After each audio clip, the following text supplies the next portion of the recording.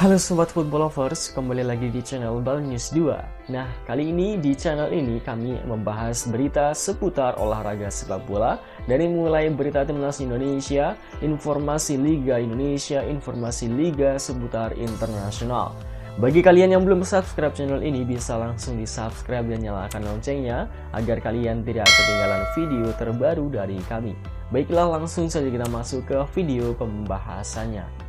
Ya, kualifikasi Piala Dunia 2026 Indonesia sikat Vietnam dengan skor 3-0. Jay Itzes dan Ragnar Rotmangun cetak gol. Ya, nyinyiran bek Vietnam Duan Van Hau langsung dibungkam oleh Hei, Itzes dan Ragnar. Alhamdulillah, predator grade A akhirnya akan segera dinaturalisasi oleh timnas Indonesia. Berikut kami akan coba merangkum berita terbaru dan terhangat seputar timnas Indonesia. Simak kabar selengkapnya di kanal Berita Bola hanya untuk Anda.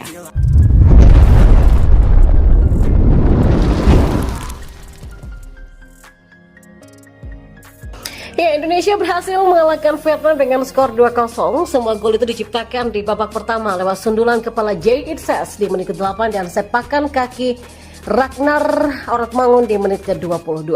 Berlangsung di Stadion Midin Hanoi pada Selasa 26 Maret, Shin Tae-yong langsung menurunkan Ragnar Rotmangun dan Tom Hei dalam debut melawan Vietnam.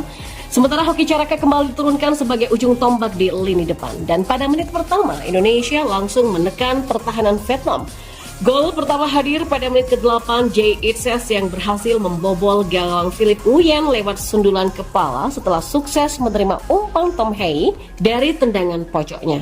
Ya, Indonesia berkali-kali menekan Vietnam. Gol kedua berhasil tercipta lewat Ragnar Rotmangun yang melakukan tusukan dan juga melepaskan sepakan kaki kiri yang tak mampu ditahan oleh Philip Nguyen. Setelah gol kedua, Vietnam keluar untuk menyerang. Berkali-kali pertahanan Indonesia dibombardir, namun berhasil diredam oleh Hernando Ari. Babak pertama ditutup dengan kedudukan 0-2. Memasuki babak kedua, Shin Tae-yong melakukan pergantian pemain dengan masukkan Egy Maulana Fikri dan Yaakob Sayuri menggantikan Hoki Caraka dan Asnawi Mangku Alam. Berkali-kali Vietnam melancarkan serangan namun berhasil dipatahkan Justin Hubner ataupun dari Nathan Choaon sendiri. Ya, kesempatan Indonesia menambah keunggulan datang pada menit ke-65 ketika Ragnar lepas dari kawalan pemain Vietnam. Namun dengan cepat dua pemain Vietnam menutup pergerakan Ragnar di kotak penalti. Vietnam terus mengurung pertahanan Indonesia. Pada menit ke-76 Witan Sulaiman cedera dan harus digantikan dengan Ramadan Sananta. Di tengah tekanan Vietnam, Ragnar mendapatkan peluang emas untuk menambahkan gol, namun sepakan Ragnar di menit ke-79 masih melambung di atas Philip Nguyen. Gol akhirnya datang lagi dari Indonesia. Ramadan Sananta sukses menambahkan skor menjadi 0-3 pada menit akhir babak kedua, yaitu di menit ke-90 plus 8. Berkat hasil ini, timnas Indonesia memantapkan posisi mereka di tangga kedua klasmen grup F kualifikasi Piala Dunia 2026 dengan 7 angka dari 4 partai. Timnas Indonesia berselisih 5 angka dari Irak yang menggilas Filipina dengan 5-0 pada laga keempat grup F. Dan di sisi lain, Vietnam masih tertahan di peringkat ketiga dengan catatan 1 kemenangan dan 3 kekalahan. Ya, nyinyiran bek Vietnam Duan Van Hau langsung dibungkam oleh Hei, Itzes dan Ragnar. Naturalisasi pemain yang gencar dilakukan timnas Indonesia ini mendapatkan perhatian dari bek Vietnam Duan Van Hau. Nama ini tak asing karena ia dulu pernah mencederai Evan Dimas.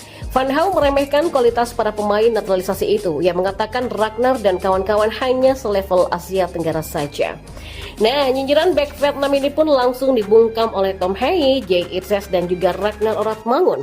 Ketiganya ikut terlibat dalam 2 gol yang dihasilkan Indonesia di Hanoi. Jay Itzes mencetak gol pertama Indonesia ke gawang Vietnam yang menanduk bola hasil sepak pojok dari Tom Hei. Dan ini adalah assist perdana Hei di laga debutnya. Sementara bagi Itzes ini adalah gol perdananya dalam 2 laga. Selain itu, Ragnar Rotmangun menjadi pemain yang mencetak gol kedua Indonesia. Prosesnya pun terbilang apik. Ia meliuk-liuk melewati hadangan 5 pemain di dalam kotak penalti. Ia melepas tembakan kaki kiri yang membuat bola melewati selak kaki kiper Philip Nguyen. Sebelumnya, pemain timnas Indonesia khususnya yang bermain di Eropa mendapatkan perhatian kapten Vietnam Do Hung Dong. Menurut Do Hung Dong, pemain yang bermain di Eropa memang lebih tenang daripada pemain di dalam negeri. Kendati begitu, pemain tersebut masih kalah dari pemain Jepang dan Irak. Itu untuk urusan teknik, kecepatan, dan kekuatan. Ya, Indonesia memang punya sederet pemain Eropa yang bermain lebih berpengalaman, lebih berani dan tidak sepanik pemain dalam negeri Indonesia. Tapi dari segi teknik bermain, kecepatan dan kekuatan mereka tidak terlalu buruk. Kami pernah bermain melawan Jepang ataupun Irak. Jadi pemain mereka jauh lebih cepat dan jauh lebih kuat katanya. Ya, timnas Indonesia memang diperkuat sejumlah pemain yang mentas di Eropa. Di antaranya adalah Rafael Struijk, Jay Irsels, Ivar Jenner, Tom Hayi dan juga Ragnar Oratmangun. Dan terjawab sudah siapa yang berpotensi bakal mengisi pos penyerang tengah timnas Indonesia. Terkini sosoknya mengungkapkan perkembangan proses naturalisasinya bersama timnas Indonesia lewat podcast dari Football Premier TV yang dipadu oleh Danny Van Laar pada Senin 25 Maret kemarin. Ya, sosok yang dimaksud tak lain adalah predator grade A milik FC Utrecht, Ole Romeni. Dalam wawancaranya, Ole mengungkapkan rasa bangganya ia tak lama lagi bakal menjalani proses naturalisasi, terlebih ibu dan neneknya memang asli dari Indonesia. Nenek saya dan ibu saya lahir di Indonesia. Sudah ada pembicaraan juga dengan Presiden PSSI, itu juga merupakan suatu kehormatan bagi saya.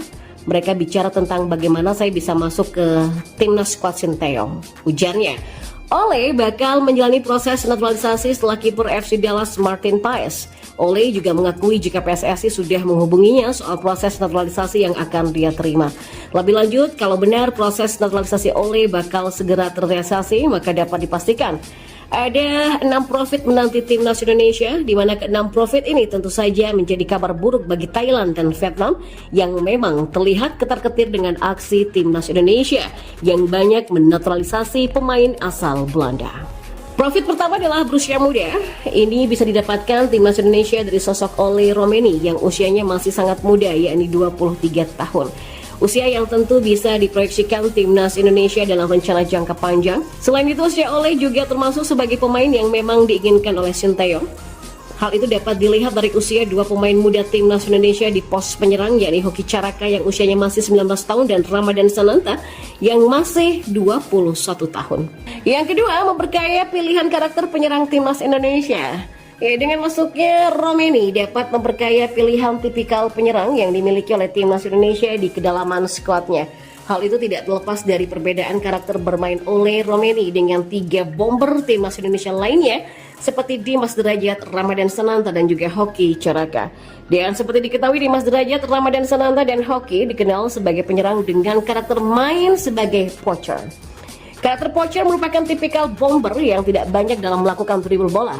Penyerang berkarakter poacher lebih banyak menjadi goal getter di dalam kotak penalti lawan, sementara Romeni punya karakter permainan menyerang defensive forward, karakter bomber yang punya kemampuan menyerang dan bertahan sama baiknya, dan tipikal bomber defensive forward dikenal lebih kerap turun ke bawah menjemput bola dan membantu melakukan serangan. Yang ketiga adalah memiliki statistik yang mengesankan, dan yang keempat adalah kenyang menit bermain di Eropa. Ya, yang keempat berkaitan dengan pengalaman Eropa yang dimiliki oleh Ole Romeni. Ole memulai karirnya bersama DVOL Junior, kemudian memutuskan untuk merapat ke NEC Junior sampai dengan U17 dan U19, hingga pada akhirnya promosi ke tim senior pada 2018. Selain itu, setelah berkarir bersama NEC Nijmegen, Ole juga memutuskan untuk bermain dengan Willem kedua selama 1 musim dengan status pinjaman. Dan yang kelima adalah multifungsi. Nah, ini berkaitan dengan posisi main Ole Romeni yang terbilang multifungsi. Seperti diketahui, sosok Ole Romeni punya posisi utama sebagai penyerang tengah. Selain bermain di posisi penyerang tengah, Ole Romeni juga diketahui mampu menyisir di kedua sayap dan juga bermain sebagai gelandang serang. Multifungsinya sosok Ole bakal menambah variasi serangan timnas Indonesia yang akan disusun oleh Sinteyong nantinya, sekaligus bisa dijadikan pengecoh bagi lawan dalam mengantisipasi skema apa yang akan dimainkan Sinteyong untuk Ole Romeni.